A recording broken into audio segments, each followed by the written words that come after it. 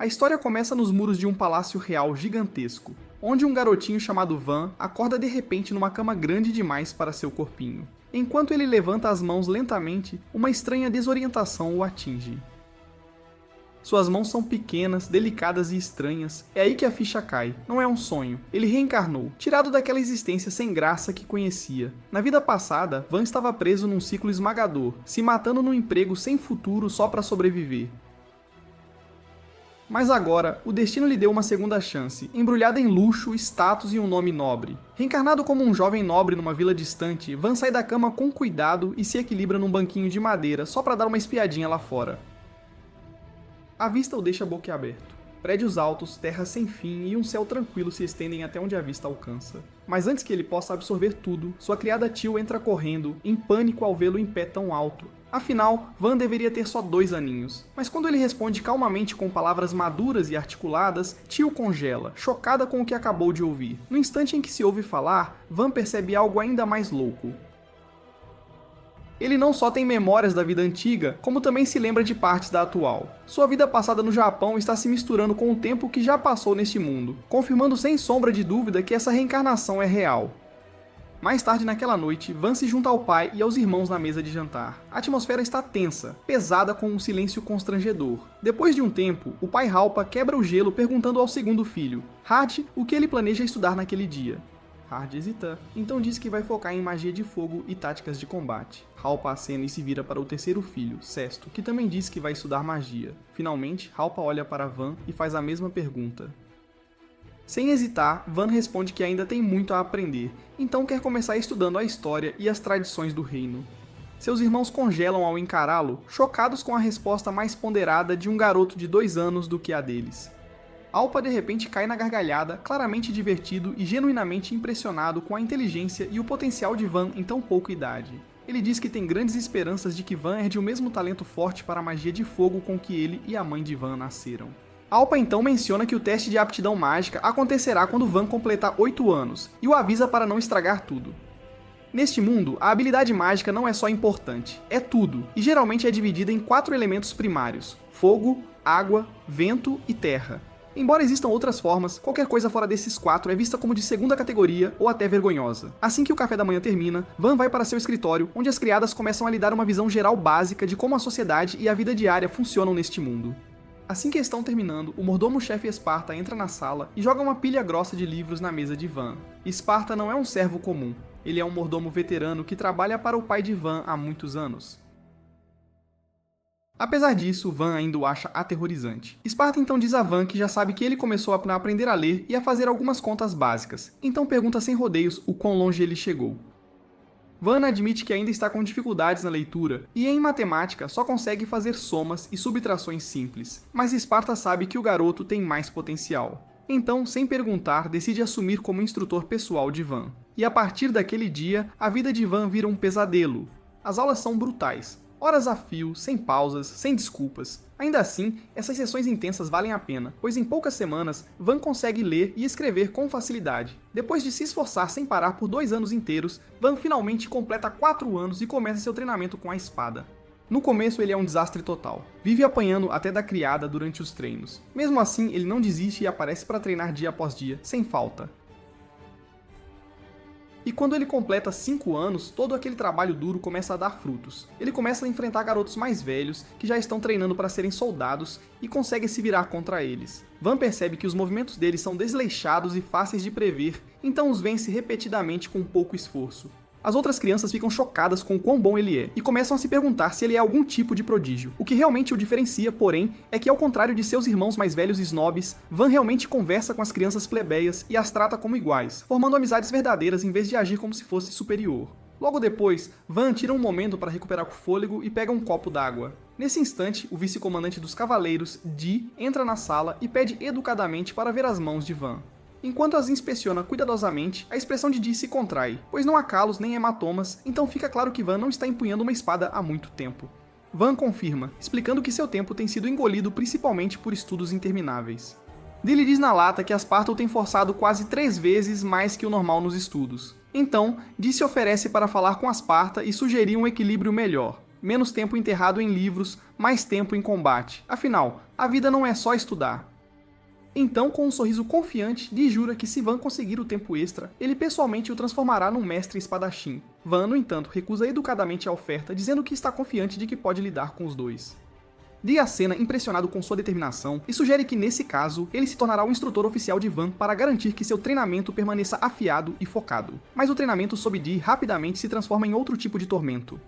Seus exercícios são brutais, implacáveis e não deixam espaço para descanso, mas mesmo assim, Van persiste. E lá no fundo, ele sabe a verdade. Apesar de todo o cansaço, cada dia nesta nova vida tem sido mais gratificante do que qualquer coisa que ele experimentou antes. Pela primeira vez, ele sente que está realmente vivendo. E com isso, Van promete a si mesmo que vai fazer essa segunda chance valer a pena e aproveitar cada pedacinho dela. Um ano depois, Van completou 6 anos. E a essa altura, o ciclo constante de treinos e estudos sem parar começa a esgotá-lo. Ele começa a se sentir exausto, percebendo que, se as coisas continuarem assim, nunca experimentará a vida divertida que um dia sonhou. Então ele decide começar a viver como uma criança normal e arranjar tempo para se divertir. Não muito depois, ele diz a uma das criadas que quer sair para brincar. Ela o leva ao mercado da cidade e Van fica maravilhado com o caos e a energia, as multidões, a tagarelice, os produtos coloridos expostos por toda a parte. Enquanto caminham, seus olhos se fixam num prédio enorme que se eleva acima das barracas, a Câmara de Comércio Alegre. Ele o encara com admiração, mas antes que possa admirá-lo por muito tempo, algo perturbador acontece. Uma criança acorrentada é arrastada pela multidão. Horrorizado, Van pergunta imediatamente ao homem o que está acontecendo. O homem responde friamente que está vendendo o próprio filho como escravo, e como o garoto lhe pertence, ele tem todo o direito de fazer o que bem entender. A criada explica baixinho que, em famílias pobres, isso acontece com frequência. Quando não conseguem sustentar os filhos, eles os vendem para sobreviver. E é uma realidade desoladora deste mundo. Van admite que é doloroso testemunhar, mas lá no fundo, ele também se sente impotente porque sabe que há pouco que possa fazer para impedir. Nesse instante, uma senhora chamada Rosalie se aproxima e cumprimenta Van educadamente, dizendo que era um privilégio estar ao seu serviço. Van se virou para ela e perguntou quanto o homem receberia por vender seu filho. Rosalie explicou que o preço variava com base na aptidão mágica da criança, e ao ouvir que o garoto possuía um atributo de ladrão, que era classificado entre os mais baixos, ela afirmou que ele não valeria mais do que 3 moedas de prata. Enfurecido com isso, o homem perdeu a cabeça e começou a chutar furiosamente seu filho inútil, gritando com ele por ser um desgraçado imprestável. Ele então agarrou o garoto pelo braço e saiu furioso, dizendo que iriam tentar outro lugar. Mas antes que ele pudesse ir longe, Van interveio e bloqueou seu caminho, declarando calmamente que compraria o garoto por 5 moedas de prata. Sem pensar 2 vezes, o homem aceitou o acordo, pegou as moedas e foi embora sem sequer olhar para trás. Van se agachou na frente do garoto e se apresentou. O garoto respondeu baixinho, dizendo que seu nome era Kamsen. Van então lhe disse que ele estava livre para ir aonde quisesse. Ele nunca teve a intenção de mantê-lo. Ele só o comprou para poder libertá-lo, mas depois de saber que Kamsen não tinha para onde voltar, Van sugeriu que ele ficasse com ele. Um dos guardas próximos expressou preocupação, avisando Van que o Marquês poderia desaprovar que ele trouxesse um garoto qualquer para a propriedade. Mas se Kamsen fosse oficialmente registrado como escravo de Van, então ninguém poderia objetar. Van se virou para Kamsen e perguntou se esse arranjo estava bem para ele, e Kamsen acenou. A partir daquele momento, Kamsen se tornou escravo de Van apenas no nome. Rosalie então os lembrou que, antes de finalizar qualquer coisa, eles tinham que completar o ritual de ligação de escravos. Tanto Van quanto Kamsen estenderam as mãos ao mesmo tempo e, seguindo as instruções de Rosalie, o contrato foi forjado, e um leve brasão brilhante apareceu no dorso da mão de Kamsen. Aquele símbolo permaneceria ali permanentemente como prova do contrato, enquanto ele estivesse em vigor. Assim que foi feito, Van levou Compson com ele para a Câmara de Comércio para vesti-lo adequadamente e tirá-lo das roupas esfarrapadas e sujas de um escravo de rua. Alguns dias depois de voltar à propriedade real, Van estava prestes a desfrutar de um raro momento de calma e se deliciar com um biscoito. Assim que o levou à boca, Kamsen entrou na sala para relatar que Dee havia aparecido para o treinamento. Van congelou na hora e, sem nem piscar, entregou o bendito biscoito a Kamsen como suborno e mandou-o sair e avisar Dee que ele não estava disponível, porque a ideia de enfrentar mais uma das sessões de treinamento impiedosas de Dee era insuportável. Kamsen acena e sai para entregar a mensagem, o que deixa Dee visivelmente desapontado. Mas como ele já está ali e louco para treinar alguém, ele agarra Kamsen e decide começar a treiná-lo no lugar. Mais 2 anos se passam e Van finalmente completa 8 anos, a idade em que toda criança nobre é testada para a aptidão mágica. A notícia de seus próximos testes se espalha como fogo, despertando curiosidade por toda a região.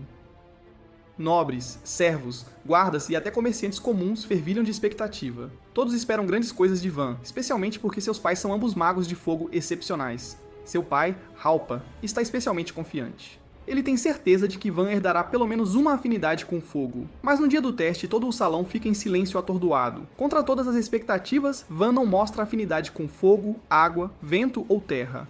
Em vez disso, sua única aptidão mágica é para a magia de produção, uma habilidade classificada como a mais baixa de todas, amplamente ridicularizada e descartada como a forma de magia mais inútil que existe. A sala esfria e o rosto de Halpa se contorce de raiva enquanto o peso da decepção desaba. Sem aviso, ele desembanha sua lâmina e avança, pronto para golpear Van ali mesmo. Congelado no lugar, Van não consegue falar, não consegue correr e sua mente fica completamente em branco. Mas pouco antes de a lâmina cair, Mércia, o filho mais velho, se coloca na frente dele e bloqueia o ataque. Em vez de deixar o sangue ser derramado, Mércia sugere um caminho diferente. Ele sugere designar Van para administrar uma vila remota que recentemente ficou sob o controle deles. Mércia explica que a vila é isolada e subdesenvolvida, e seu povo ainda não jurou lealdade à família. E ao enviar Van como seu novo senhor, eles poderiam estabilizar a região enquanto o mantinham fora do caminho. Halpa pausa, então abaixa lentamente sua espada enquanto a ideia se assenta. Após um momento tenso, ele acena em concordância dizendo que a sugestão é razoável. Sem sequer olhar para Van, ele declara que de agora em diante, Van governará aquela terra. Então ele vira as costas e ordena que Van arrume suas coisas e parta imediatamente, declarando friamente que alguém tão inútil não tem lugar sob seu teto. Assim que Halpa sai, Mércia se curva profundamente e pede desculpas por fazer uma sugestão tão vergonhosa. Mas Van o impede, dizendo que não há necessidade de desculpas, porque se Mércia não tivesse intervindo, ele estaria morto agora. Na manhã seguinte, Van reúne suas coisas e se prepara para partir para a vila remota. Mas, para sua própria surpresa, ele se sente animado. Ele imagina que será um lugar tranquilo, com pouca responsabilidade, onde finalmente poderá desfrutar da vida pacífica e fácil que sempre sonhou.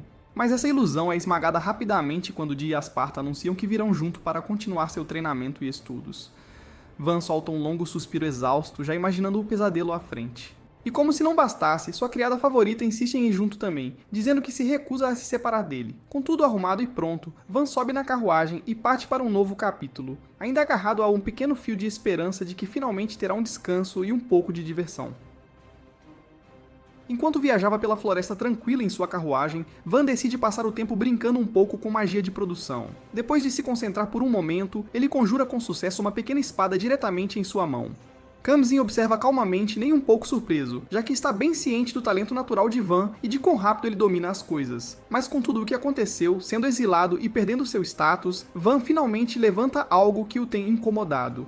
Ele diz a Kamsin que realmente não há mais razão para ele permanecer preso ao contrato de escravidão deles. Se Kamsin não quiser continuar viajando com ele ou se sentir desconfortável em ficar por perto, Van diz que está mais do que disposto a quebrar o contrato e libertá-lo para viver sua própria vida. Mas Kamsin imediatamente rejeita a ideia sem nem pensar duas vezes. Ele diz firmemente a Van que já escolheu esse caminho e não o fez por capricho. Ele deixa claro que daria a vida de bom grado se isso significasse manter Van seguro, não importa que tipo de problema eles enfrentem.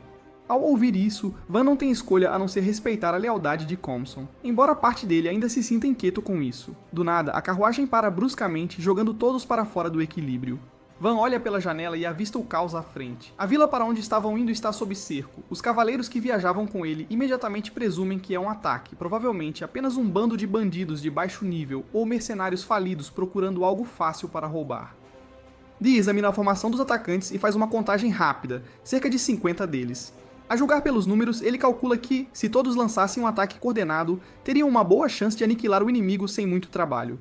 Então, taticamente falando, parece viável. Mas um dos aventureiros do grupo deles, um cara chamado Orto, não concorda com essa ideia. Ele lembra a Dee que as ordens deles foram diretas desde o início. Proteger Van se ele estiver em perigo. Agora Van não está ferido e ninguém está vindo atrás dele diretamente, então, para Orto, entrar numa briga que não é responsabilidade deles seria um desperdício imprudente de vidas e totalmente fora do escopo do acordo. A expressão de Dee se contrai de frustração, mas mesmo assim, ele declara que vai entrar. Ele diz que não pode simplesmente ficar parado e assistir enquanto aldeões inocentes são massacrados bem na sua frente. Quer alguém o siga ou não, ele está pronto para atacar sozinho, mas antes que possa partir, ele pede aos aventureiros que fiquem e garantam a proteção de Van, caso as coisas saiam do controle. Assim que Dee se prepara para se mover, Asparta de repente se manifesta e derruba toda a ideia. Asparta vai direto ao ponto, dizendo a Dee que se jogar numa luta imprudente como aquela seria totalmente idiota, especialmente considerando o quão vital ele é para o reino. Se Di morrer aqui, isso prejudicaria o futuro militar deles.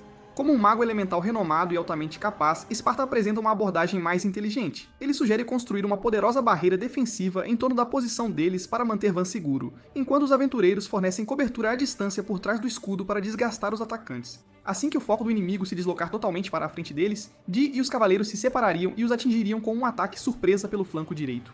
Esparta está confiante de que, se executarem corretamente, isso levará a uma vitória limpa. Mas Van rapidamente entende o que esse plano realmente significa. Para o inimigo focar em um só ponto, alguém precisaria ficar exposto como isca. Esse alguém é o próprio Esparta, e Esparta confirma a suspeita de Van, explicando que, a menos que ele assuma esse papel, Di e os outros seriam arrastados para uma briga direta e provavelmente não sairiam vivos. Ao ouvir isso, Van compreende totalmente o que Esparta está arriscando. Se algo der errado, Esparta seria quem pagaria o preço com a vida. E perder tanto o principal estrategista do reino quanto seu guerreiro mais forte em uma única batalha seria uma perda devastadora, uma da qual a Terra talvez nunca se recuperasse. Com isso em mente, Van se adianta e insiste em assumir o papel de isca. Tilly rejeita a ideia instantaneamente no segundo em que ela sai da boca dele, afirmando categoricamente que preferiria correr o risco a deixar Van se colocar na linha de fogo. Khamsin concorda sem hesitar, ficando de pé ao lado de Van. Mas mesmo com os protestos deles, Van gentilmente diz a ambos que os valoriza demais, e é exatamente por isso que ele não pode permitir que nenhum deles corra esse risco por sua causa. Van então apresenta seu próprio plano. Ele vai avançar direto para as linhas inimigas usando a carruagem como isca, atraindo toda a atenção deles enquanto os outros os atacam de longa distância pelos dois lados. Ao se virar para ir embora, ele os lembra que não passou anos treinando com uma espada à toa, e está confiante de que pode se virar numa luta direta. Ainda assim, lá no fundo, ele aceita silenciosamente que se for aqui que sua história termina, ele estaria em paz, contanto que seja por algo que valha a pena morrer. Orto o observa, chocado com a pura imprudência da ideia. Ouvir aquelas palavras o leva de volta aos seus dias na guilda, ao dia em que recebeu a missão de guardar Van. Na época, ele detestava a ideia. Para ele, todos os nobres eram escória arrogante que não valia a pena levantar uma lâmina. Mas como ele planejava operar na marcha de Fúrcio de qualquer forma, aceitou o trabalho. O que ele não esperava era o próprio Van. Ele ainda se lembra do jovem nobre se aproximando, curvando-se com sinceridade e agradecendo do fundo do coração. Sem arrogância, sem erros, apenas gratidão honesta. Van até se esforçou para elogiar as habilidades de Orto, tratando-o não como um servo, mas como um igual. Foi a primeira vez que Orto percebeu que talvez nem todos os nobres fossem podres. Voltando ao presente, Orto se move para a frente de Van e recusa categoricamente. Ele diz que de jeito nenhum eles vão deixar um garoto se jogar no perigo daquele jeito. Di e Esparta se adiantam logo depois, ficando do lado de Orto sem hesitar. Com isso, o plano original é descartado. Esparta assume o comando e rapidamente elabora uma nova estratégia. Ele invocará uma parede defensiva ao redor do grupo, protegendo Van. Atrás dela, os aventureiros lançarão ataques de longo alcance para diminuir as fileiras inimigas. Ao mesmo tempo, Di e seus cavaleiros atacarão pela esquerda, enquanto Orto lidera uma segunda carga pela direita. Sem perder um segundo, Esparta bate seu cajado no chão e ergue uma barreira mágica colossal. De trás dela, flechas e feitiços começam a voar, eliminando uma leva de bandidos antes que sequer entendam o que os atingiu. O caos se instala enquanto o resto tenta reagir, bem a tempo de ver Di e seu esquadrão fatiando as linhas de frente como manteiga. Mas bem no meio da confusão, o líder dos bandidos rompe a formação e ultrapassa a muralha, indo direto para Plural. Mas no exato momento em que sua arma desce, Van salta, interceptando-o no último segundo. Sua lâmina brilha, cortando o tendão de Aquiles do homem e o jogando no chão em agonia. E antes que o bandido possa sequer gritar, Khamsin desfere um golpe esmagador que o finaliza de vez. Logo após o fim da luta, os últimos bandidos são cercados e amarrados, neutralizando completamente a ameaça à vila. Com o perigo superado e a missão tecnicamente completa, alguns aventureiros decidem que é hora de seguir em frente, ansiosos por novos trabalhos em outros lugares. Mas Orto permanece claramente impressionado não só pela esgrima de Van, mas pela calma e decisão com que ele liderou o grupo na batalha. Essa faísca de curiosidade se transforma em admiração, e Orto decide ficar um pouco mais, oferecendo seu apoio a Van diretamente. Os membros de seu grupo concordam sem hesitar, escolhendo ficar e emprestar sua força também. Assim que as coisas se acalmam, Van se apresenta formalmente à vila como seu novo senhor.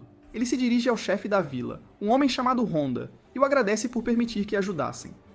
Honda, ainda abalado mas grato, expressa seus sinceros agradecimentos a Van por salvar suas vidas. Ele então compartilha algo preocupante. Acontece que essa não foi a primeira vez que a vila deles foi atacada.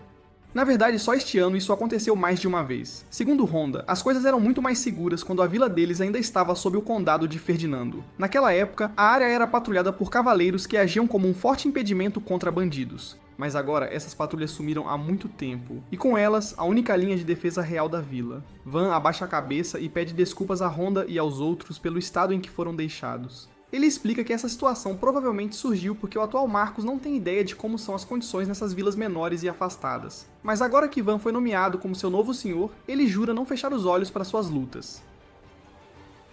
Ele continua a apresentar 3 caminhos possíveis que eles podem seguir para garantir seu futuro. O primeiro é produzir algo valioso o suficiente para que o próprio reino não ousasse ignorá-los. O segundo é arrecadar dinheiro suficiente para contratar mercenários para a proteção. E o terceiro é focar em construir a vila de dentro para fora, fortalecendo sua infraestrutura e comunidade para se manterem fortes por conta própria. Mas antes que os aldeões possam reagir, uma jovem na multidão se manifesta. Ela diz que eles já consideraram essas opções no passado. Embora pareçam promissoras, ela explica, a realidade é muito mais dura. Eles descobriram que colocar tais planos em ação é muito mais difícil do que parece. Van faz o possível para reanimar seus espíritos, prometendo que as coisas serão diferentes agora que ele está aqui. Ele os assegura de que não vai apenas falar sobre mudança, ele a fará acontecer. Ainda assim, suas palavras sozinhas não parecem convencer os aldeões, muitos dos quais permanecem incertos. Sentindo a dúvida deles, Asparta e Di dão um passo à frente. De pé, eles se apresentam formalmente. Di como o comandante-chefe do reino e Asparta como o mordomo-mor da realeza. Com vozes firmes, eles apoiam a declaração de Van e prometem aos aldeões que isso não é um gesto vazio. Eles asseguram a Honda e aos outros que com eles aqui não há razão para temer nada. Ouvir o apoio de Di e Asparta eleva o ânimo dos aldeões imediatamente, mas não demora muito para que outra preocupação surja. Um deles dá um passo à frente e hesitantemente pergunta o que será feito sobre os impostos, explicando o quão difícil tem sido apenas sobreviver enquanto entregam 30% de sua colheita a cada estação. Sem hesitar, Van responde que, a partir de agora, a taxa de imposto será reduzida para apenas 10%. Ele explica calmamente que garantir um ambiente seguro e habitável vem em primeiro lugar. Todo o resto pode esperar. Os aldeões ficam em silêncio, atordoados pela generosidade repentina. Um corte tão profundo para menos de 1/3 do que costumavam pagar é algo que nunca imaginaram ser possível. A gratidão rapidamente se espalha pela multidão, e pela primeira vez em muito tempo, a esperança deles parece real. Quanto à segurança da vila, Asparta não perde tempo e conjura uma espessa muralha de pedra reforçada que cerca todo o assentamento, erguendo-se como um baluarte contra quaisquer ataques futuros. Então ele menciona que adicionar um fosso fortaleceria ainda mais suas defesas. Di e os cavaleiros entram em ação logo depois, voluntariando-se para cavalo eles mesmos. Van se vira para os aldeões e lhes diz claramente que, se estiverem dispostos a trabalhar juntos, ele está confiante de que podem transformar este lugar em algo muito maior do que jamais foi. Assim que as coisas se acalmam, Van decide testar sua magia de produção novamente. Depois de um pouco de foco, ele cria vários blocos com aparência de madeira, mas eles estão longe de ser comuns. São feitos de nanofibras, um material raro e ridiculamente resistente. Quando o Orto tenta golpear um com sua espada, a lâmina ricocheteia sem sequer deixar um arranhão. Encorajado pelo resultado, Van passa o resto do dia criando armas, cada uma tão polida e precisa quanto uma peça de armaria real. Observando-o trabalhar, Tilly começa a se preocupar que ele possa se esgotar, mas Van apenas sorri e a assegura de que está bem. Ele se lembra de ter lido que a magia de produção geralmente consome mana como louca, e a maioria das pessoas luta para fazer um único objeto sem desmaiar. Então claramente Van desenvolveu um talento para isso. Como toque final, ele cria uma bela espada e a oferece a Kamzin, que a aceita com as 2 mãos, prometendo valorizá-la pelo resto de sua vida. Tilly fica com ciúmes, então Van lhe entrega um machado, mas um único olhar para o rosto dela deixa óbvio que ela não está nada feliz. Naquela noite, Van descansa junto à fogueira, mas seu corpo inteiro dói de dormir de forma precária. Olhando para Tilly e Comse enquanto dormem, ele percebe que eles têm se mostrado corajosos, mas também estão exaustos. É então que ele decide que é hora de construir um lar de verdade. Na manhã seguinte, Van começa a trabalhar. Usando os nanoblocos, ele e os outros começam a lançar as fundações. Quando o chefe Honda passa e vê o progresso, ele comenta que está se tornando o local perfeito para a mansão do senhor, e ouvir isso faz o coração de Van inchar de orgulho. Ele tira um momento para analisar a estrutura com sua magia, medindo cuidadosamente o layout e escaneando cada bloco até o último centímetro. Assim que tudo parece certo, Van ativa sua magia por completo. Em um piscar de olhos, a estrutura inteira se monta diante de seus olhos, uma mansão totalmente construída, erguendo-se do chão como um milagre. Todos olham em silêncio, com os olhos arregalados, incapazes de processar o que acabaram de testemunhar. Van olha para o enorme edifício, coçando a cabeça um pouco, pensando que talvez ele tenha exagerado um pouco. Ninguém consegue processar como Van conseguiu construir uma mansão inteira em tão pouco tempo. É tão ridículo que a maioria das pessoas está convencida de que desafia a lógica. Uma coisa fica óbvia, porém, sua magia de produção não é apenas útil, é um divisor de águas para administrar um território, muito mais prático do que qualquer feitiço elemental superestimado. Van admite que é uma habilidade bem legal, mas no fundo, ele ainda vê a magia ofensiva como o verdadeiro negócio quando se trata de proteger as pessoas. Em sua cabeça, um governante forte com o poder de lutar é o que realmente faz as pessoas se sentirem seguras. Mas seus amigos o interrompem rapidinho. Então Esparta aponta que, embora isso possa ser verdade em tempos de guerra, o que as pessoas realmente querem é um senhor que melhore suas vidas diárias. E nesse sentido, ele diz que ninguém se encaixa melhor no papel do que Van. O que Van acabou de fazer foi nada menos que milagroso, e Orto diz abertamente que seus poderes estão muito além de qualquer coisa que um usuário normal de magia de produção poderia sonhar. Mas Van não vai parar por aí. Ele diz que se lhe trouxerem madeira suficiente, ele pode construir casas para todos. Os outros ficam chocados e Orto e Dee imediatamente ordenam que seus homens comecem a trazer materiais. Os aldeões, é claro, estão todos dentro.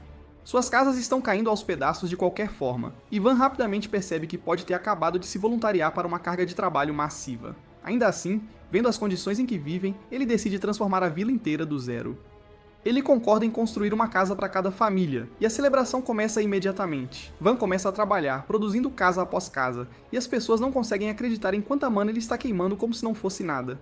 Ainda mais impressionante é seu conhecimento de planejamento urbano. Ele explica o layout em grade que está usando, com cada unidade feita de 4 casas e estradas largas correndo entre cada bloco. É eficiente, limpo e organizado. Van diz que essas casas de madeira servirão por enquanto, mas assim que tiverem um suprimento constante de pedra, ele as atualizará para atender às necessidades de cada família. E porque ele mesmo queria desfrutar de um banho adequado, ele construiu uma casa de banho ao lado de sua mansão, mantendo o design simples, enquanto Pluriel ajudou enchendo a banheira com magia de água. Mais tarde, depois de tomar um banho, Van finalmente consegue desabar em uma cama adequada, limpo e satisfeito. No dia seguinte, Van descobre que os cavaleiros conseguiram cavar uma trincheira ao redor de toda a vila. Ele está impressionado, mas observa que enchê-la com água a tornaria ainda melhor, um fosso completo para a defesa. Além disso, eles precisarão de uma fonte de água adequada para beber e tomar banho, e isso define seu próximo objetivo. Sem perder um segundo, Van diz que é hora de garantir uma fonte de água. Graças à força insana de Esparta, eles conseguem desviar água de um rio próximo em pouco tempo. Ele cava alguns metros sólidos de trincheira instantaneamente, enquanto Dee e o resto ajudam a estendê-la à mão. Van seguiu de perto, reforçando o fundo e as laterais do canal para garantir que não desabasse. A distância entre o rio e a vila não era brincadeira, e Tilly não pôde deixar de apontar o quão massivo era esse trabalho. Ainda assim, Van apenas dá de ombros porque as pessoas precisam de água, simples assim. É um trabalho exaustivo, mas há algo animador em ver todos se unirem e lutarem pelo mesmo objetivo. Além disso, uma vez que a infraestrutura esteja sólida e a vida na vila se torne mais estável, será muito mais fácil para os comerciantes passarem por lá. E para Van, isso é crucial, porque se o comércio aumentar, ele poderá finalmente desfrutar do estilo de vida lento e pacífico que tem sonhado. Ele estima que o trabalho do canal levará cerca de uma semana, mas então um dos trabalhadores casualmente menciona que já podem ver a vila de onde estão cavando. Isso pega Van completamente de surpresa, então ele encerra o dia ali mesmo, pensando que a equipe poderia usar um pouco de descanso. Mas Dee ainda está ansioso para continuar. Ele insiste que poderiam chegar à vila em apenas mais algumas horas se continuassem, mas Van percebe o quão exaustos os outros estão e diz a Dee para relaxar. Não faz sentido derrubar todo mundo. Dee admite que tudo isso parece uma nova forma de treinamento, mas até ele percebe que não devem ultrapassar seus limites. Na manhã seguinte, Van anuncia orgulhosamente que o canal está oficialmente pronto. Ele reúne todos, agradece pelo trabalho duro e dá a Esparta o sinal para abrir a comporta. Uma enxurrada de água limpa do rio flui e os aldeões observam, maravilhados. O fosso está agora totalmente operacional, cercando a vila e adicionando uma séria camada de defesa. Van não pode deixar de se preocupar que possa transbordar durante chuvas fortes, então ele lança a ideia de construir um lago atrás da vila para lidar com o excesso. Esparta realmente acha que é uma ótima ideia. Um lago poderia servir como reservatório para as estações secas também. Van agarra a ideia imediatamente, começando a trabalhar e criando uma fonte de água adequada que choca toda a vila. Assim, um lugar que antes não tinha sistema de água, agora tem um lago. Tipo, um lago de verdade. Graças a Van, os aldeões não precisam mais caminhar até o rio todos os dias apenas para encher seus baldes. O chefe da vila tenta agradecê-lo, mas Van dispensa. Ele está apenas feliz que a vida finalmente está começando a parecer gerenciável para todos aqui. Mais tarde naquela noite, mudamos de cena para uma garota chamada Lady Art viajando ao lado de alguém chamado Panamera. Elas estão a caminho de uma distante vila fronteiriça. E embora a jornada ainda esteja longe de terminar, Panamera sugere que Art descanse um pouco antes de continuarem. Na manhã seguinte, Van conclui a construção de uma enorme muralha defensiva conhecida como baluarte. O que antes não passava de uma simples barreira de terra, agora se transformou em uma estrutura seriamente sólida. Com um topo largo o suficiente para permitir patrulhamento, os guardas agora podem caminhar por ela como se fosse uma muralha de fortaleza. Todos estão vibrando de emoção porque essa coisa não é brincadeira. É tão resistente que mesmo que bandidos apareçam, os aldeões não terão que perder o sono por isso. Mas Van ainda não está satisfeito. Ele quer ir ainda mais longe e fazer a vila se sentir completamente intocável. Van então experimenta criar bestas simples, ou pelo menos é assim que ele as chama. Mas quando ele termina, ninguém consegue acreditar no que está vendo. Essas coisas são tudo menos básicas. São limpas, poderosas e até vêm equipadas com escudos na frente, permitindo que os guardas atirem enquanto permanecem seguros atrás da cobertura. No momento em que veem isso, todos percebem o quão insana é a magia de produção de Van. A vila deles pode ser minúscula, mas está começando a se assemelhar a uma cidade totalmente fortificada. Todos concordam plenamente que alguma gangue de bandidos aleatória não teria a menor chance, não importa o quão ousados eles sejam. Day até brinca que se o rei tivesse a menor ideia do que Van era capaz, ele não o teria expulsado para este lugar esquecido. Ele o colocaria no comando de toda a família. O rei pode tê-lo dispensado como fraco, mas um único olhar para as mudanças nesta vila torna óbvio que a força de Van não é apenas prática, é pronta para a batalha. Dee insiste que Van pode ser mais forte do que qualquer um que já viram, enquanto Esparta argumenta que seu verdadeiro talento reside na defesa. Os dois começam a discutir, mas Van intervém e os acalma. Ele os lembra que não adianta reclamar de como as coisas aconteceram. Eles têm o que têm, então é melhor fazer funcionar e se manterem firmes. Bem nesse momento, o estômago de Van ronca como se estivesse declarando guerra. Então Tilly vai cozinhar algo para a equipe, mas é uma luta porque os suprimentos estão acabando. Asparta menciona que, embora a defesa seja ótima e tudo mais, eles precisam descobrir uma fonte de renda estável para a vila. No momento, eles estão isolados do mundo, exceto por alguns comerciantes que aparecem uma vez por mês. Van ignora isso a princípio, pensando que suas colheitas podem suprir as necessidades da vila, mas então Asparta menciona algo crítico. Eles não têm os ingredientes para fazer os doces assados favoritos de Van. Isso chama a atenção dele rapidamente porque a ideia de viver sem esses doces é basicamente um pesadelo. Então Van instantaneamente dá um giro de 180 graus e declara que é hora de criar um produto sólido que a vila possa vender. Kalmsen então sugere vender os blocos de madeira que Van cria com sua magia, mas Van instantaneamente rejeita essa ideia. Ninguém mais pode manipulá-los da maneira que ele pode, então não funcionaria. Um por um, os outros apresentam suas ideias, mas Van já pode dizer que encontrar algo único e valioso o suficiente para comercializar como especialidade desta vila não será fácil. Depois, Van descobre que Tilly e Kemsin têm evitado usar suas armas. Como eram presentes dele, nenhum deles quer arriscar danificá-las. Mas Van os lembra que o objetivo de ter armas é saber lutar com elas, então eles precisam praticar. Zera diz a ele para não se estressar e mostra-lhes o escudo feito do cavaleiro orc. É resistente e flexível, então não estragará muito suas armas, mesmo quando ele bloquear. Khamzan se apresenta primeiro e seu golpe não tem força alguma, mas de alguma forma, o escudo é derrubado no chão, cortado limpo em dois. Todos apenas olham porque um golpe com força 0 não deveria causar esse tipo de dano. E o fato de uma espada de madeira poder causar esse tipo de dano com um golpe sem muita convicção atordoou a todos, Van incluído. Van remenda o escudo, e não muito depois, Urtu aparece para ver qual é a confusão. Ele está carregando alguns minérios que eles extraíram recentemente e quer saber se Van está interessado em comprá-los. Orto explica que as florestas ao redor das montanhas próximas estão infestadas de monstros perigosos, e é por isso que a maioria das pessoas evita a área. Mas como ninguém tem minerado lá, o lugar é rico em recursos intocados. Eles voltaram com ferro, cobre, prata e até um pouco de ouro. Mas o que realmente pega Van de surpresa é quando Orto diz que encontraram minério de Mithril. Se isso é apenas das colinas, então a cordilheira mais profunda deve estar repleta de materiais valiosos. Van pega um pouco do minério de ferro e choca o grupo ao transformá-lo instantaneamente em um bloco sólido de metal.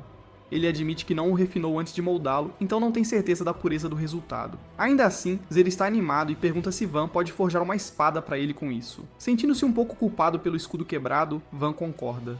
Zera pede uma espada longa e uma curta, então Van começa. É a primeira vez que ele cria com ferro, então ele realmente precisa se concentrar. Ele visualiza cuidadosamente o design e o fio, e em pouco tempo, ele termina. E como Zara é seu primeiro cliente, Van até se esforçou mais para fazer as espadas parecerem ótimas. Zara está empolgado com a espada curta, e Van passa para a próxima. Ela sai tão boa quanto, e agora todos os outros aventureiros estão fazendo fila, querendo suas próprias armas.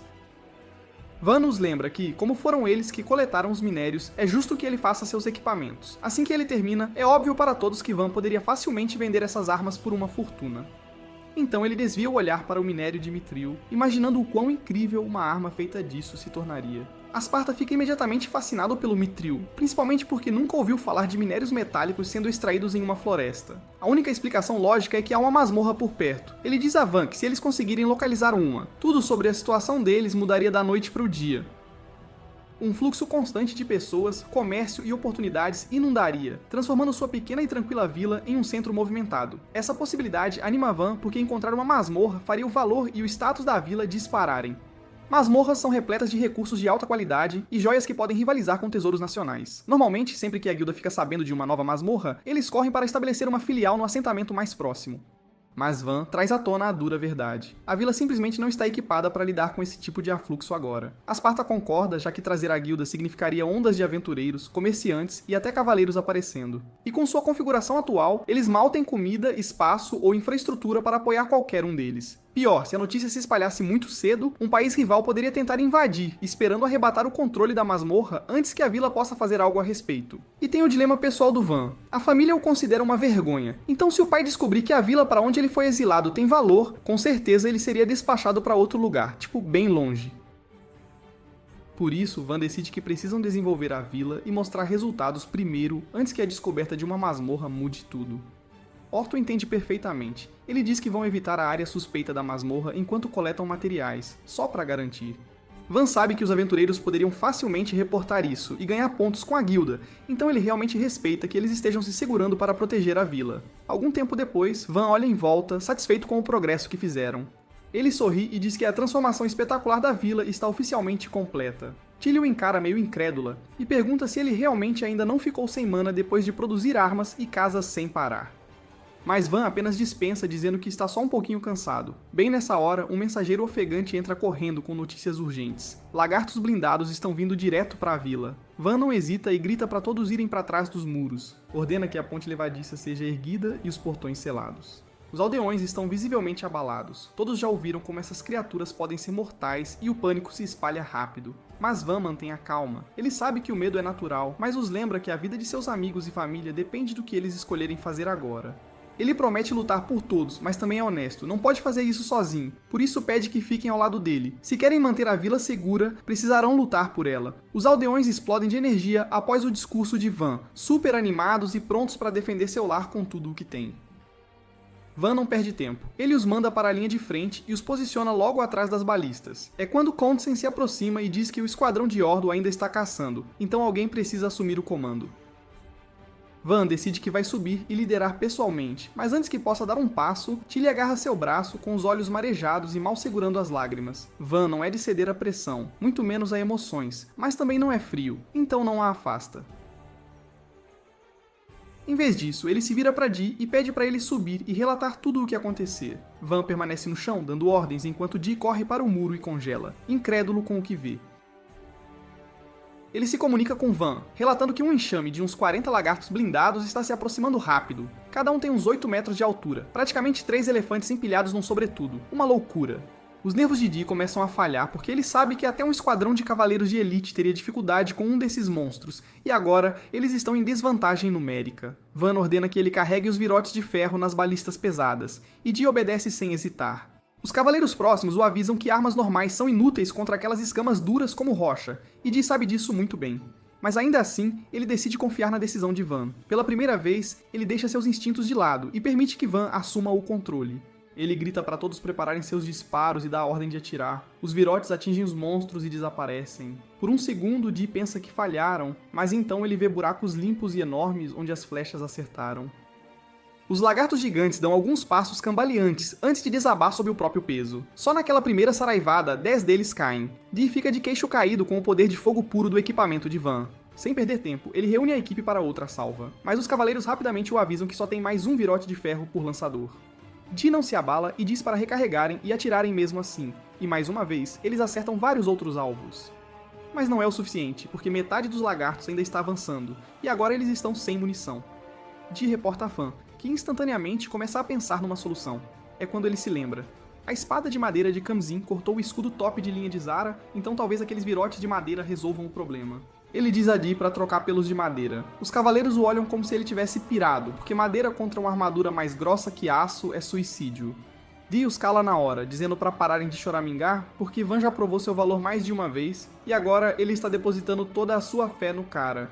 Ele ordena aos aldeões que carreguem os virotes de madeira e atirem. Para o choque de todos, até as flechas de madeira afundam até a metade nas feras. Só isso já é o suficiente para atingir algo vital e derrubá-las instantaneamente. Dee percebe na hora que não há como pará-los, então ele ruge por mais uma rodada, declarando que esta noite eles vão jantar um belo bife de lagarto fresquinho. Os aldeões não perdem tempo, fazendo chover virote após virote, acabando com o que ainda estava respirando. Dee anuncia a vitória a Van e ao resto da equipe. Gritos de alegria irrompem da multidão enquanto Tilly corre e se agarra a Van, que ainda está tentando entender como seu equipamento de madeira derrubou monstros que pareciam tanques de guerra. Lá no muro, os cavaleiros não acreditam na sorte, sem feridos e ainda com bastante munição em estoque. Dee sente uma estranha mistura de orgulho e decepção, porque a luta acabou rápido demais, mas tudo isso só prova o quão apelonas são as criações de Van. Um pouco depois, o grupo de Orto finalmente retorna e assume a tarefa de desmembrar as feras caídas. Orto diz a todos para salvarem o que presta: olhos, presas, escamas e núcleos mágicos para vender, mas a carne será guardada para comida. Normalmente, fatiar lagartos blindados é um trabalho longo e exaustivo que termina com metade da carne estragada. Mas com as facas especiais de Van, eles estão cortando como manteiga. Bem nessa hora, Van aparece, inspeciona a pilha enorme de carne e decide fazer um banquete para celebrar. Assim que a noite cai, a vila ganha vida com a celebração. Todos estão comendo à vontade carne de lagarto. A equipe de Orto se junta a Van e diz a ele que as armas que ele fez para eles estão simplesmente arrebentando no campo de batalha. Dee percebe e levanta uma sobrancelha, perguntando se Van deu equipamento a eles antes de fazer algo para ele. Os caras de Orto começam a exibir suas espadas como crianças orgulhosas na manhã de Natal. Dee, sem esconder o ciúme, implora a Van para fazer uma espada para ele também e diz que literalmente vai lhe dar um cheque em branco. Os outros cavaleiros rapidamente se intrometem, querendo suas próprias armas também. Van, um pouco sem jeito, diz que não pode aceitar o dinheiro deles e que está meio atolado agora, mas promete equipá-los com coisas novas assim que as coisas se acalmarem na vila, e os cavaleiros ficam mais do que felizes com isso. Depois Orto explica a Van que normalmente cada lagarto blindado vale umas 20 moedas de ouro, mas como uma parte da carne sempre estraga, eles vão conseguir umas 8 moedas por cabeça. Mesmo assim, é uma bolada de dinheiro, viu? Van começa a suar frio só de pensar em administrar tanto ouro, porque é mais do que ele já lidou na vida. Asparta o atinge com um golpe baixo. Aparentemente, quando uma vila ganha mais de 100 moedas de ouro, eles são legalmente obrigados a entregar metade ao marquês em impostos. Van sente como se tivesse caído num golpe de cripto bem duvidoso e imediatamente pergunta se há alguma brecha que possam usar para fugir do fisco. Asparta o corta, dizendo que não tem como esconder tanto saque de monstro. E Van desanima, já imaginando o pai descobrindo o valor da vila e o despachando para algum canto esquecido do mapa.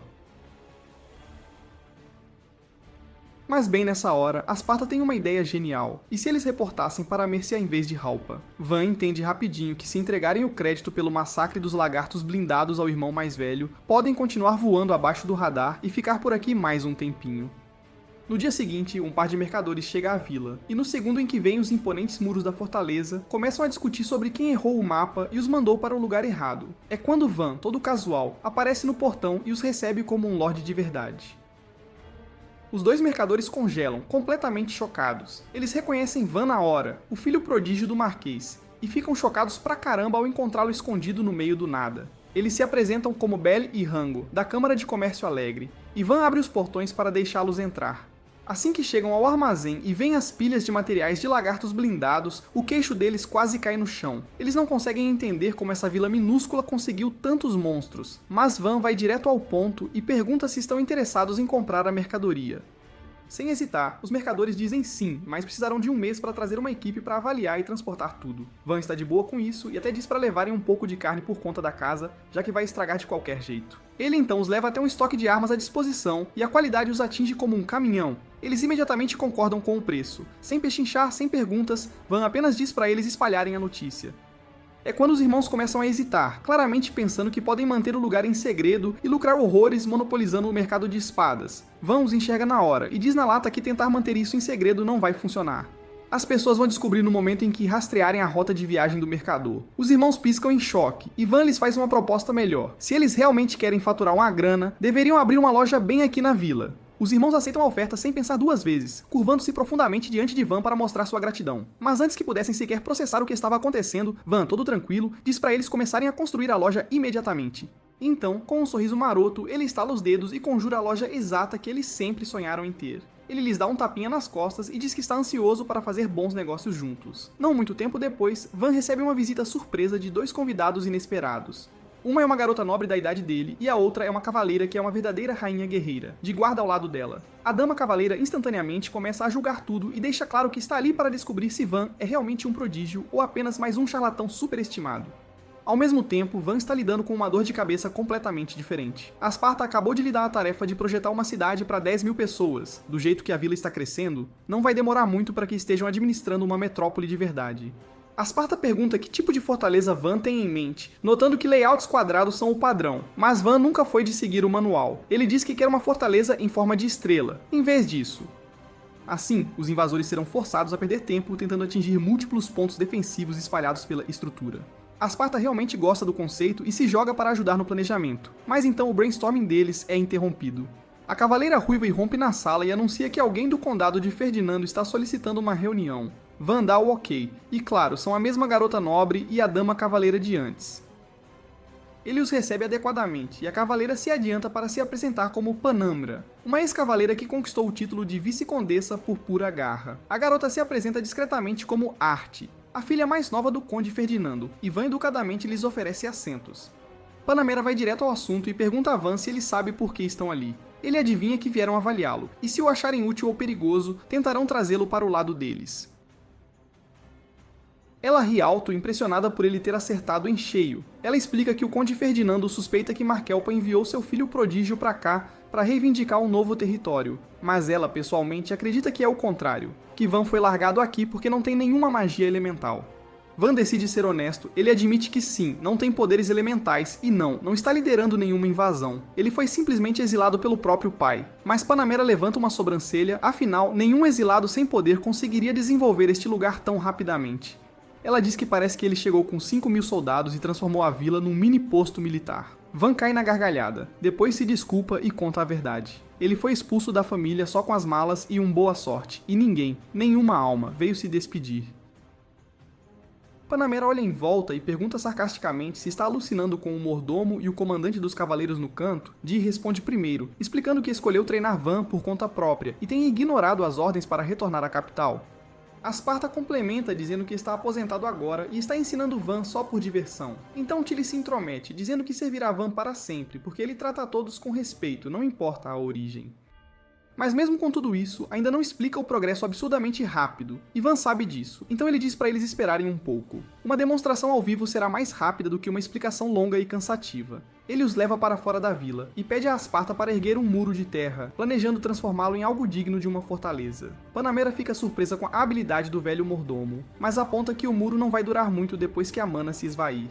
Van não perde um segundo e usa sua magia para endurecer o muro de lama, transformando-o em concreto reforçado, depois usa nanocubos de madeira para montar um portão de verdade. Panamera e Arte ficam piscando, sem acreditar no que veem. Elas se viram para Van e perguntam que tipo de magia ele está usando. Ele diz que é magia de produção, o tipo de magia que todo mundo zomba, e é exatamente por isso que ele foi largado nesta vila. Isso atinge um ponto sensível para a Arte, que silenciosamente se lembra de seu próprio passado difícil. Antes que o clima azede, Panamera revela o verdadeiro motivo de sua vinda. Ela diz que o conde a enviou para propor um casamento entre Van e Arte. Van entende a mensagem alto e claro. Essa é a maneira do conde de envolvê-lo para que ele não acabe se tornando uma ameaça. Van educadamente a recusa, dizendo que não há necessidade de casamento, já que ele tem zero interesse em guerra. Tudo o que ele quer é construir a vila e viver em paz. Panamera admite que era contra a ideia no início. Arte se casar com o lorde de alguma vila esquecida soava como um pesadelo. Mas agora que ela viu do que Van é capaz, mudou de ideia. Ela começa a cobri-lo de elogios, chamando-o de esperto, confiável e duro na queda por transformar o exílio em oportunidade. Ela até brinca que se fosse permitido, ela mesma se casaria com ele. Van se ilumina com a ideia de conquistar uma MILF gata, mas infelizmente, é Arte ou nada. Panamera olha pra Arte e pergunta gentilmente se ela consideraria se casar com Van. Afinal, caras como ele não nascem em árvores. Arte fica vermelha e admite que Van é um bom homem, mas ela nunca tinha realmente pensado em casamento antes. Van diz pra ela não se apressar. Esse tipo de decisão não é algo pra se resolver de uma noite pro dia. Panamera concorda, dizendo que passarão a noite na vila para pensar melhor. Isso pega Van de surpresa. Mas quando ela pergunta se há um quarto de hóspedes na mansão, ele descarta a ideia e decide simplesmente construir uma pousada Dan inteira para elas. Mais tarde no jantar, Van decide aprender mais sobre sua potencial noiva. Arte diz a ele que gosta de coisas fofas, como flores e bonecas. Van sorri e pergunta se pode dar uma olhada na coleção dela. Arte se ilumina e concorda feliz em mostrar-lhe as bonecas em sua carruagem. É a primeira vez em muito tempo que alguém demonstra real interesse nela. Depois, Van as acompanha até a pousada e Panamera se afasta discretamente, deixando os dois a sós. Arte diz a Van que ele é um doce, então corre para o quarto, toda sem graça. Van volta para a mansão, onde Asparta lhe diz algo que faz um clique forte. Já que o conde estava disposto a casar a filha com um Zé Ninguém, ela provavelmente também não é uma maga elemental. É quando a ficha de Van cai. Arte deve ter sido expulsa também.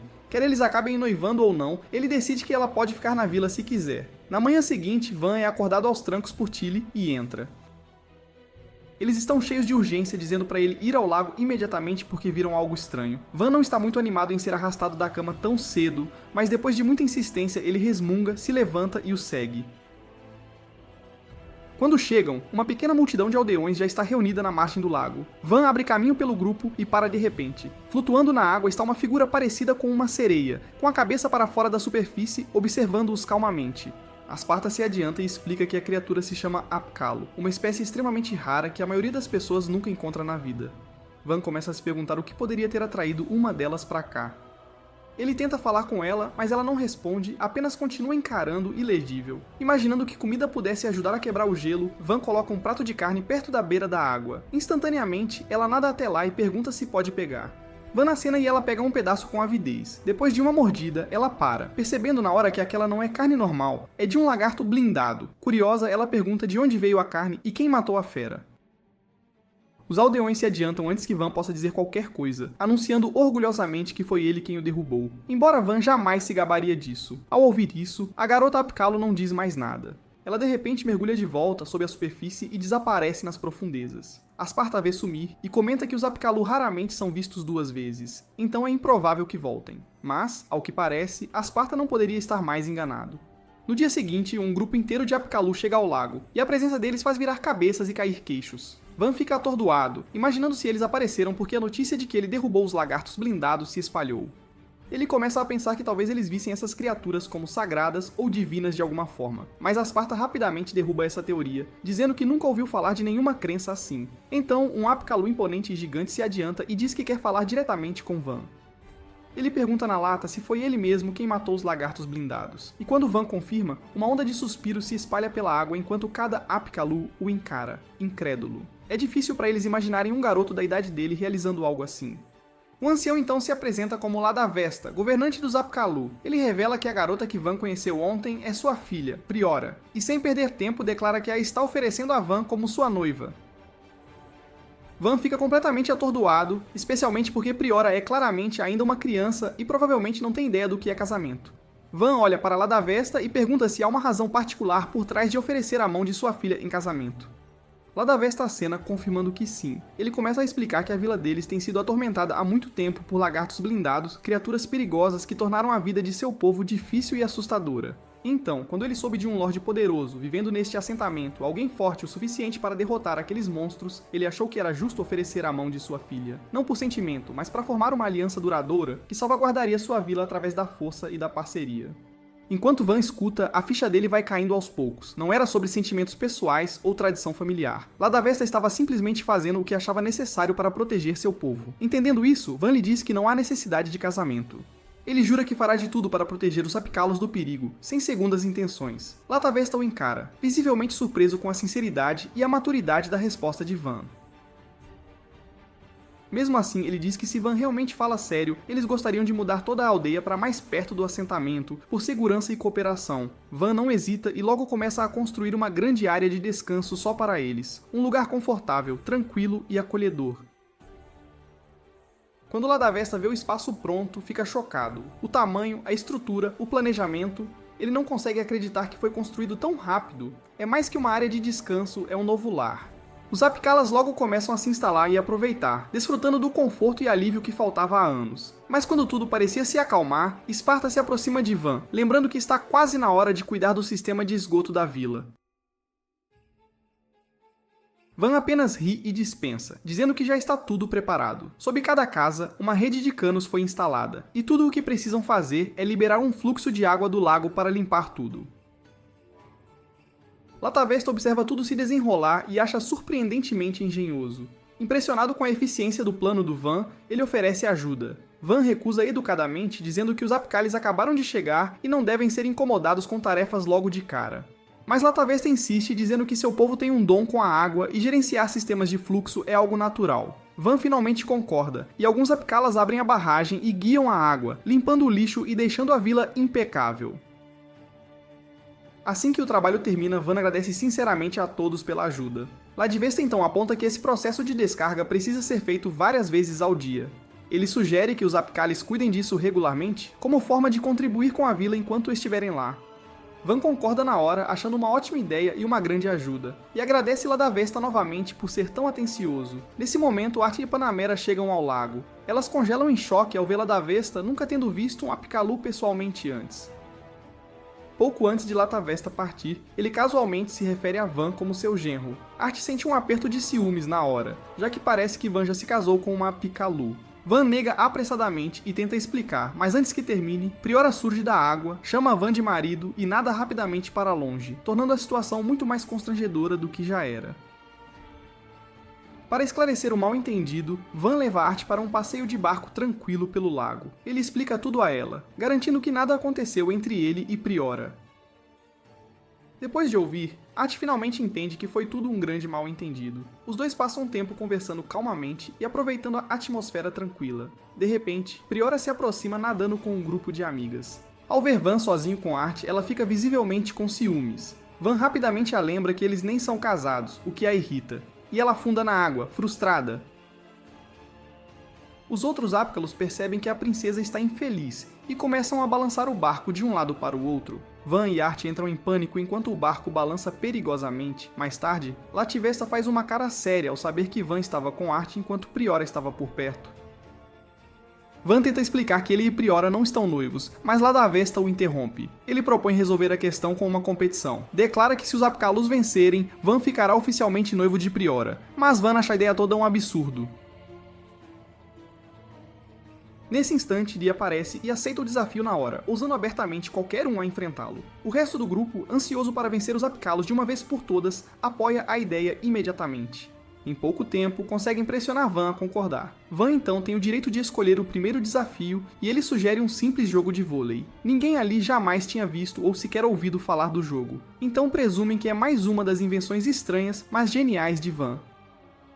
Dee e Panamera, no entanto, parecem muito mais interessados nos trajes de banho do que no jogo em si. Com isso, a primeira partida é marcada, com Tilly e Panamera enfrentando Latavesta e Priora. Assim que o jogo começa, Van é pego de surpresa pela habilidade dos Apkolas. Eles são muito melhores do que ele esperava, vencendo rodada após rodada e dominando a equipe humana com facilidade. Tilly começa a desanimar e pensa em desistir, mas Panamera lhe dá umas palavras duras para ela continuar.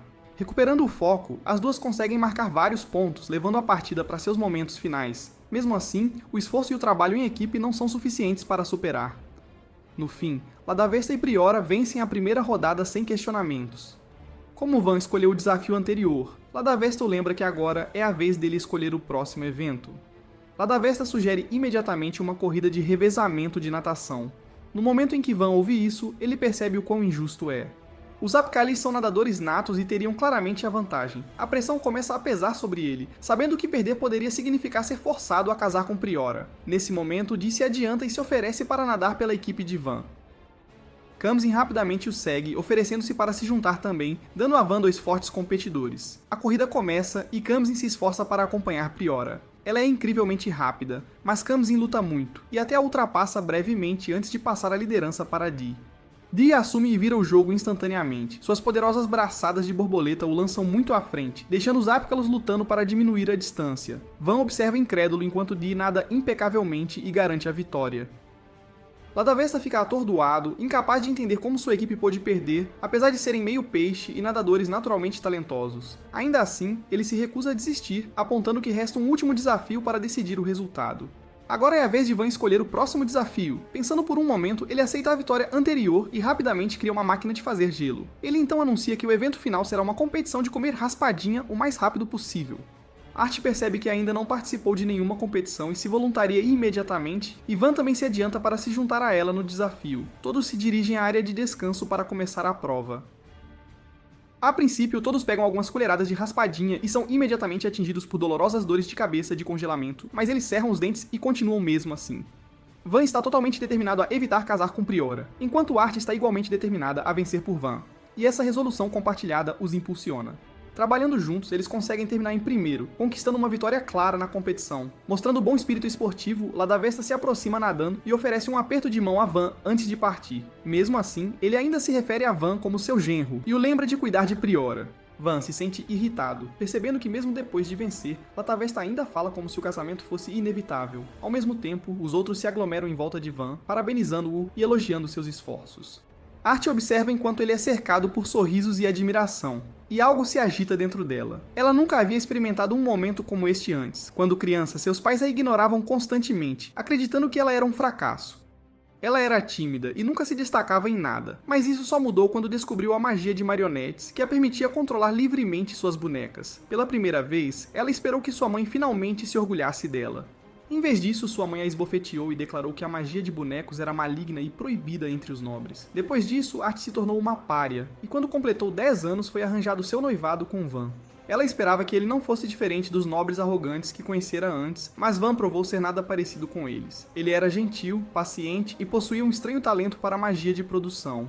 Algo que os nobres descartavam como inútil. Mesmo assim, Van acreditava em si mesmo e usava essa magia para apoiar a vila e seu povo. Observando-o agora, Art percebe que quer se tornar alguém como ele. Ela se convence de que, se continuar tentando, um dia poderá ver o mundo como Van vê.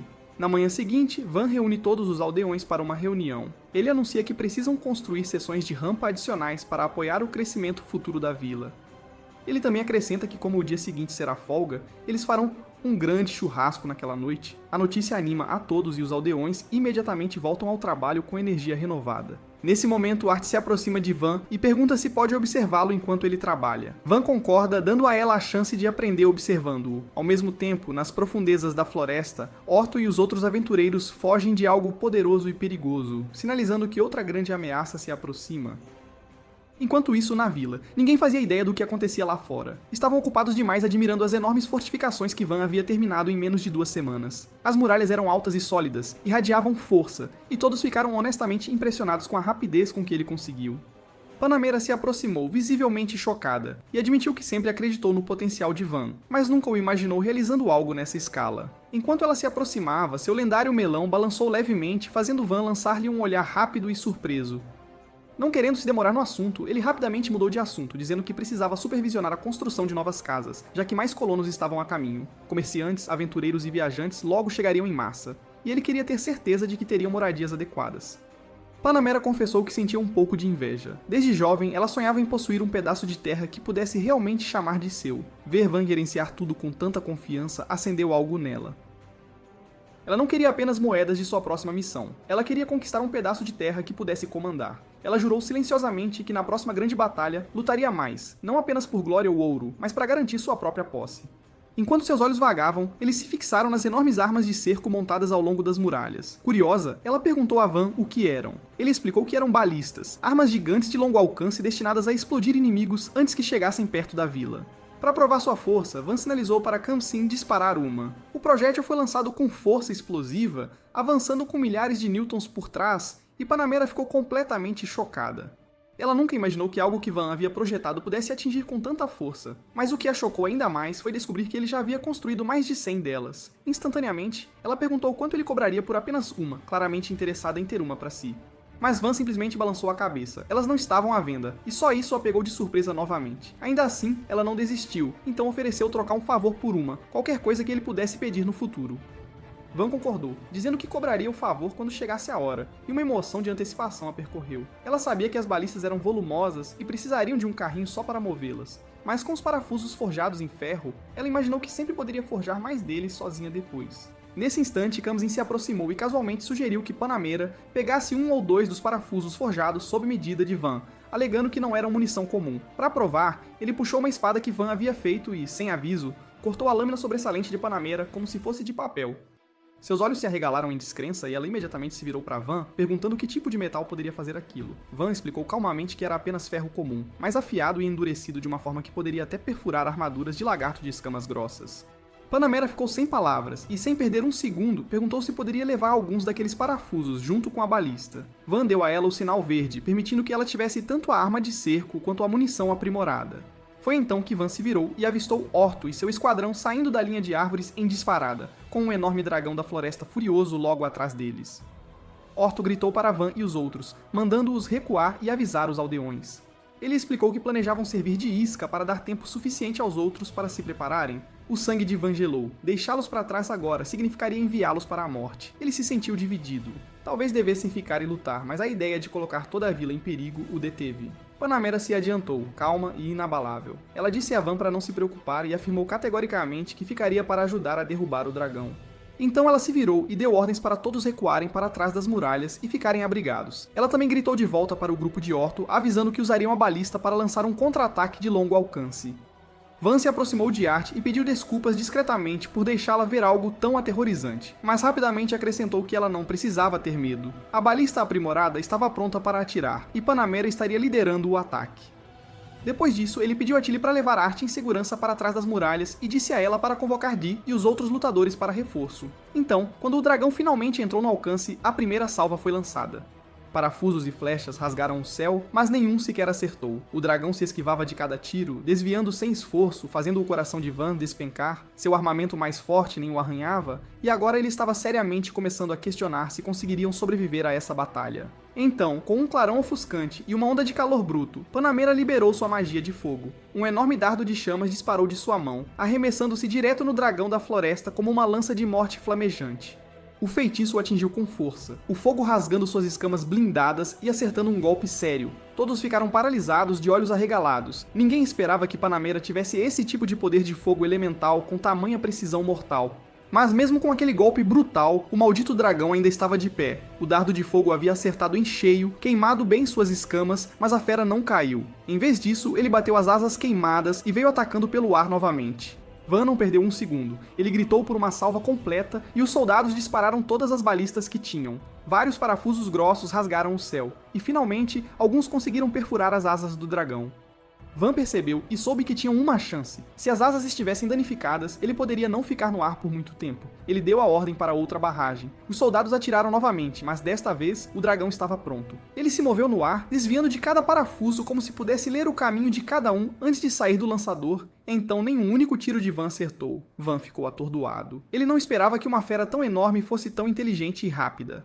Ao mesmo tempo, Orto e seu grupo finalmente haviam conseguido passar pela muralha. Apenas pisar em solo seguro parecia um milagre. Van ficou aliviado por todos terem voltado vivos, mas sabia que ficar ali fora por mais tempo era pedir para ser torrado. Se aquele dragão voltasse atacando, estariam todos perdidos. Ele precisava de um tiro, apenas uma janela clara para todos saírem dali. E bem então, Panamera cumpriu. Ela lançou outro dardo de fogo flamejante tão cruel quanto o primeiro. Ele atingiu o dragão novamente, queimando suas asas e o desacelerando por um breve momento. Era tudo o que Van precisava, então ele imediatamente gritou para recuar. Ninguém esperou, e todos se viraram e correram para a vila. Mas o dragão não ficou caído por muito tempo. No momento em que recuperou o fôlego, ele saltou e pousou na muralha, pairando sobre eles como se não tivesse levado um único golpe. Van se virou, de olhos arregalados, com a rapidez com que ele se recuperou.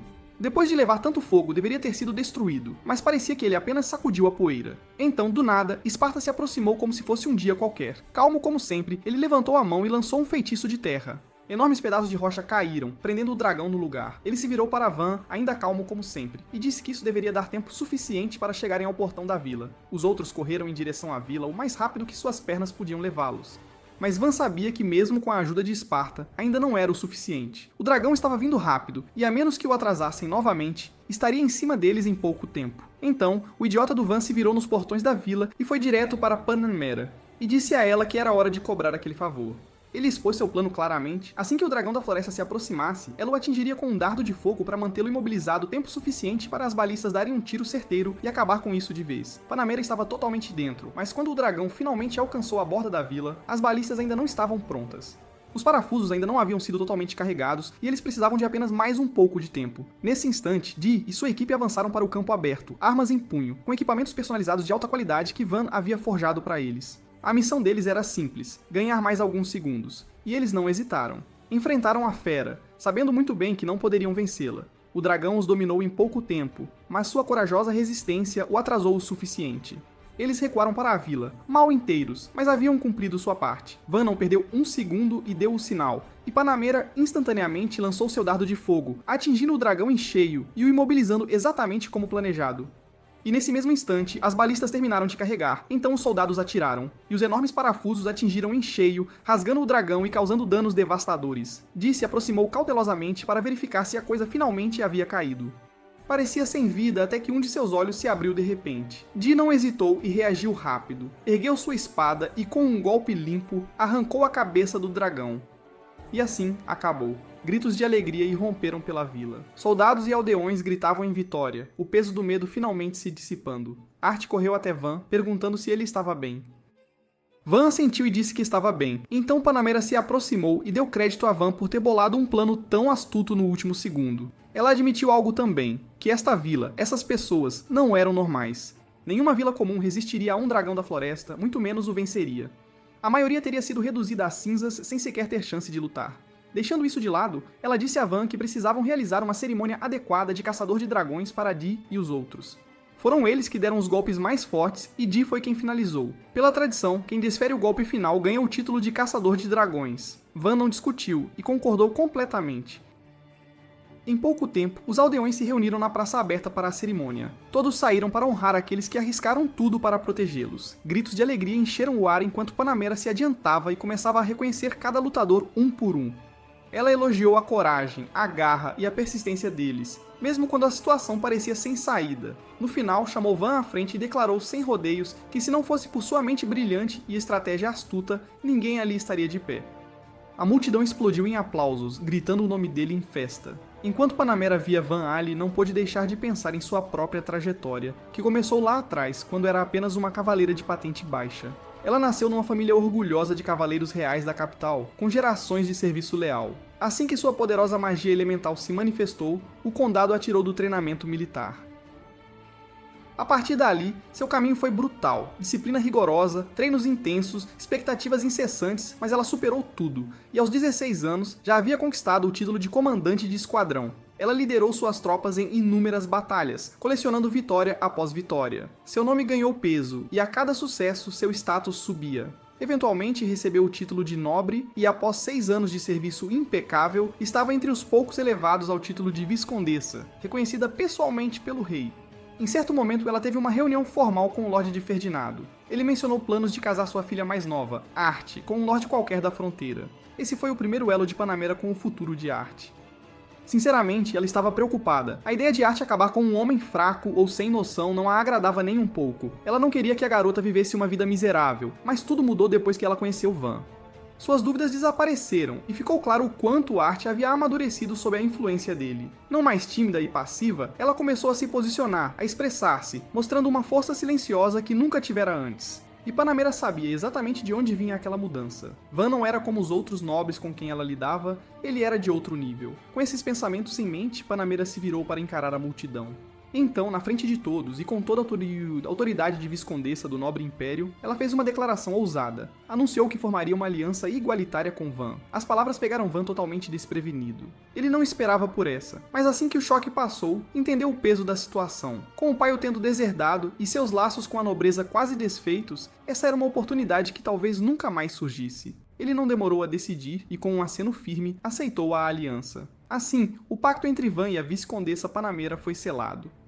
Na manhã seguinte, Van se reuniu com Asparta para planejar o futuro da vila. Asparta logo lhe disse que as enormes muralhas defensivas que ele construiu já haviam provado seu valor no confronto com o dragão da floresta. Então, era hora de focar no desenvolvimento da cidade. Van concorda com a cabeça e lembra que Asparta uma vez lhe pediu para criar uma cidade capaz de abrigar 10.000 residentes no futuro. Asparta confirma e diz que devem começar a atrair novos colonos para aumentar a população da vila, e aos poucos transformá-la numa cidade de verdade. Nesse exato momento, Tilly entra no escritório para avisar Van que os irmãos mercadores Belle e Rango chegaram, acompanhados de outros comerciantes da firma. Van sente uma onda de excitação ao vê-los e decide vender os materiais do dragão da floresta primeiro, antes de mergulhar nos planos de expansão urbana. Eles seguem para o depósito onde os recursos do dragão estão guardados e Van pergunta aos irmãos quanto lucro ele poderia de fato esperar.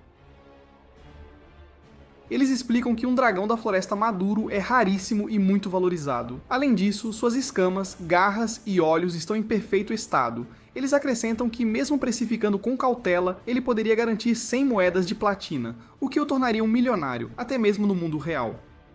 Enquanto isso, os mercadores mais velhos inspecionam os restos do dragão com olhos de águia e começam a sussurrar seu plano. Van se aproxima e pede a opinião deles. Eles então esfregam as mãos, insistindo para que ele venda cada pedacinho do dragão a eles, pois não encontraria parceiros comerciais melhores em lugar nenhum. Eles garantem que farão a melhor oferta e, em seguida, declaram que estão dispostos a pagar 60 moedas de platina pelo lote todo. Esse valor é bem menor do que o que ele ouviu dos irmãos. Van decide consultá-los novamente antes de dar sua resposta.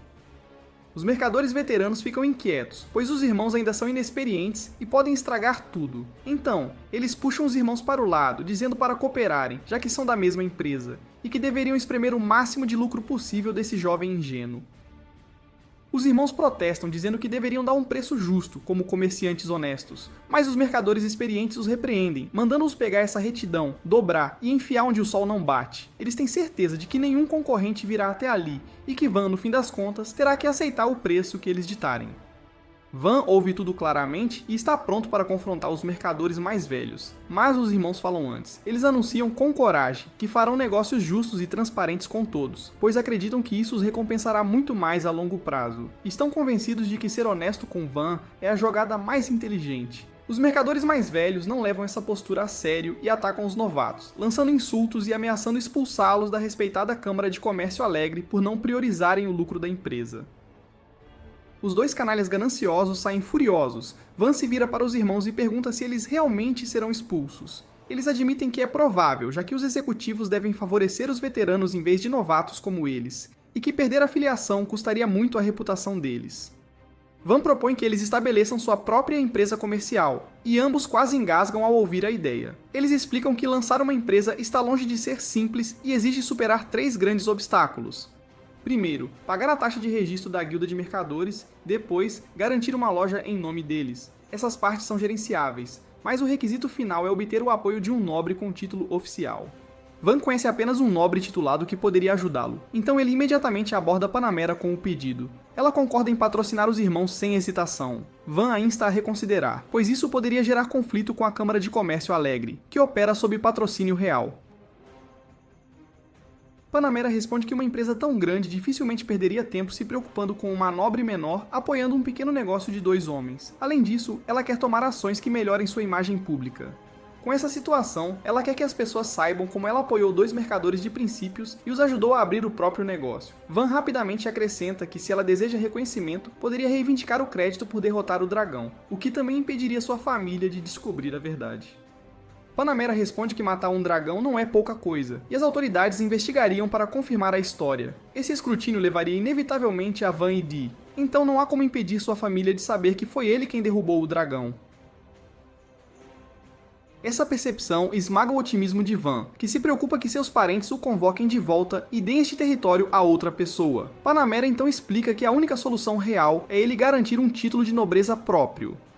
Ela esclarece que todo nobre ou herda um título ou o ganha por mérito. Como ela começou como uma mera cavaleira, teve que trilhar um caminho longo e difícil, mas, por ser filho de um marquês, Van poderia realisticamente obter o posto de barão do rei sem muita resistência. Van não consegue ver como isso seria possível, e Panamera lhe diz que a resposta é simples. Ele deve reivindicar publicamente a façanha de ter matado o dragão, pois essa proeza por si só seria suficiente para justificar a concessão de um título de nobreza próprio. Van surta na hora que ouve isso, porque a última coisa que ele quer é fama e holofotes. Mas Panamera lhe diz, sem rodeios, que não há outro caminho. Ela entende o medo dele, pois quando conquistou seu título, ganhou uma enxurrada de inimigos da noite para o dia. Mas ela lidou com eles, transformando-os em cinzas, como a chefe que é. Ela diz a Van que se alguém tentar mexer com ele, é só atirar a balista e dar um exemplo, porque esse tipo de resposta cala a boca de qualquer um rapidinho. Van fica ali, pensando o que diabos faria com a dica de vida mais ilegal, porém ridiculamente eficaz, que já recebeu. Ele pergunta se ela não precisa do crédito por matar o dragão para subir de patente, mas a expressão dela se endurece na hora, e ela diz que não precisa de um garoto se preocupando com o futuro dela. Depois Van volta aos irmãos e os informa que Panamera concordou em patrociná-los. Eles ficam atordoados no início, mas o choque logo vira pura excitação quando a ficha cai. Eles podem, de fato, abrir a própria empresa comercial. Sem perder tempo, eles compram todos os materiais do dragão de Van por 130 moedas de platina e começam a preparar o transporte para a capital. Mas aí, um problema sério. Os mercadores veteranos levaram todas as carruagens, deixando os irmãos completamente na mão. Sem saber o que fazer, eles hesitam até que Van calmamente se oferece para construir uma carruagem para eles. Nesse mesmo instante, Panamera chega e lhes empresta seus cavalos de guerra, feras que se movem como atletas de elite comparados a montarias comuns.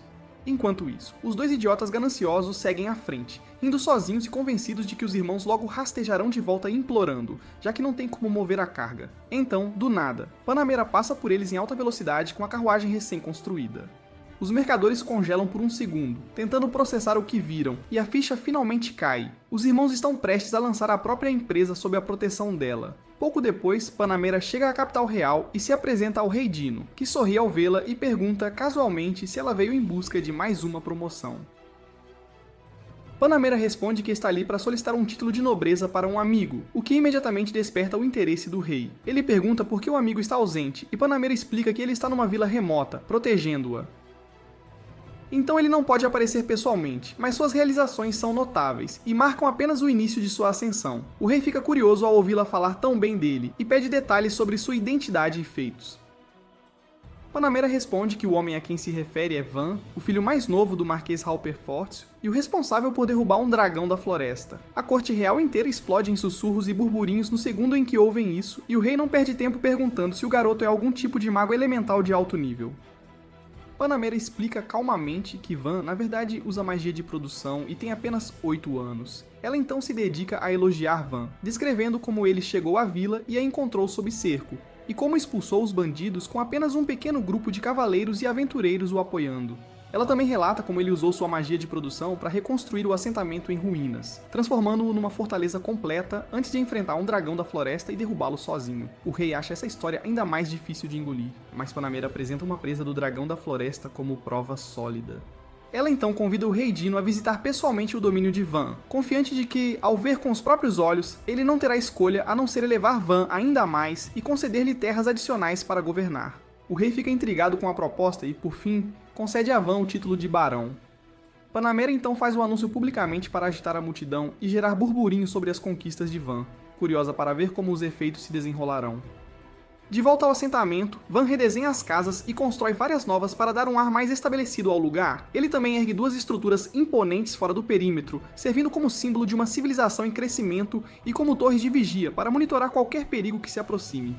Mais tarde, ele escolhe almoçar no topo de uma das torres com seus companheiros, e depois eles observam a cidade em expansão de cima. Asparta então sugere que é hora de parar de chamá-la de vila e começar a se referir a ela como uma cidade, propondo o nome Van Town.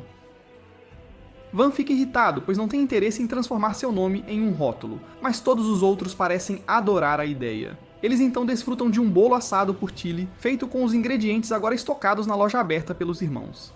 Nesse instante, Kamzin avista um grupo reunido fora do portão, e Van vai ver quem chegou desta vez. Ao abrir o portão, ele encontra um bando de aldeões sujos e famintos perguntando pela Vila Seto. Van se vira para Asparta para esclarecimentos, e ele explica que Seto era o nome original do assentamento, mesmo nunca tendo sido oficializado. Van pergunta aos recém-chegados exaustos o que buscam. Eles explicam que vem de uma vila vizinha, sufocada por impostos esmagadores, sem mão de obra, pois o Lorde recrutou todos os jovens para seu exército.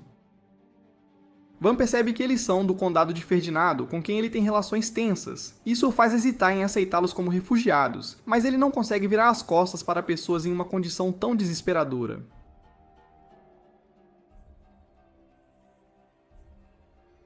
Após um breve momento de reflexão, ele decide recebê-los em seu assentamento. Ele pergunta se estariam dispostos a se tornar seus cidadãos. O líder cauteloso pergunta se ele realmente pretende aceitá-los, mesmo sem dinheiro para contribuir com impostos. Van nos tranquiliza dizendo que impostos são a última coisa com que precisam se preocupar agora, prometendo construir casas e garantir que sejam bem alimentados. Os aldeões olham ao redor, incrédulos, imaginando se caíram no paraíso. Van então pergunta quantas pessoas restam na vila deles. O líder responde que há 300 no total, e Van imediatamente diz que enviará aventureiros para escoltar todos em segurança até ali. Os olhos do homem se enchem de lágrimas, e ele pergunta como poderiam retribuir tanta generosidade. Van minimiza modestamente e menciona que também enviará carruagens para transportar os pertences, mas o líder explica que eles têm vacas que podem puxar tudo sozinhas. Isso chama a atenção de Van, E o líder acrescenta que eles têm 10 vacas, graças às vastas pastagens perto da vila deles. Van se ilumina com a notícia, pois com vacas eles podem estabelecer uma laticínio em sua cidade e finalmente desfrutar de um suprimento constante de leite e seus muitos produtos. Pouco depois, Orto e seus companheiros guiam os aldeões vizinhos para a cidade de Van, questionando em silêncio como essa decisão faz sentido. Plerial os repreende para pararem de reclamar e se concentrarem no trabalho. Então, eles se espalham e começam a tranquilizar os recém-chegados exaustos. Orto caminha ao lado de uma mulher exausta que admite ser contra se mudar para um lugar ainda mais remoto que a antiga vila deles. Orto concede o ponto dela sobre geografia, mas a tranquiliza de que o lugar para onde estão indo é nada menos que o paraíso. Em pouco tempo, eles chegam à cidade onde Van organizou um churrasco para receber os refugiados exaustos e desanimados. Os recém-chegados mal conseguem acreditar que estão sendo servidos com comida tão saborosa e começam a devorar a carne grelhada com lágrimas escorrendo pelo rosto. Depois de comer, vários deles se aproximam de Van para perguntar se há trabalho, pois querem ganhar o próprio sustento. Van rapidamente entende que eles temem ser expulsos se não contribuírem. Então, ele lhes diz que podem ajudar a gerenciar as lojas que está estabelecendo e auxiliar no cultivo da terra. Os aldeões dizem que sabem como cuidar dos campos, mas não têm experiência em administrar um negócio. Van nos assegura de que podem deixar os assuntos complicados para indivíduos educados e simplesmente lidar com o que são capazes. Nesse momento, o chefe da vila se adianta para cumprimentar os convidados e declara que Van transformou suas vidas para melhor. E agora eles querem que seus novos vizinhos compartilhem dessa prosperidade. Os refugiados já estão profundamente emocionados, mas Van ainda tem mais uma surpresa. Ele apresenta um bolo feito com leite das vacas deles. Ele diz aos novos residentes que o futuro deles só vai melhorar à medida que ele transformar o assentamento de uma vila em uma cidade. E pela primeira vez em muito tempo, todos sentem que estão finalmente vivendo, em vez de apenas sobreviver. Obrigado por assistir. Se curtiu o resumo e está animado para o próximo episódio, não se esqueça de dar like, se inscrever e ativar o sininho para não perder nossos resumos diários.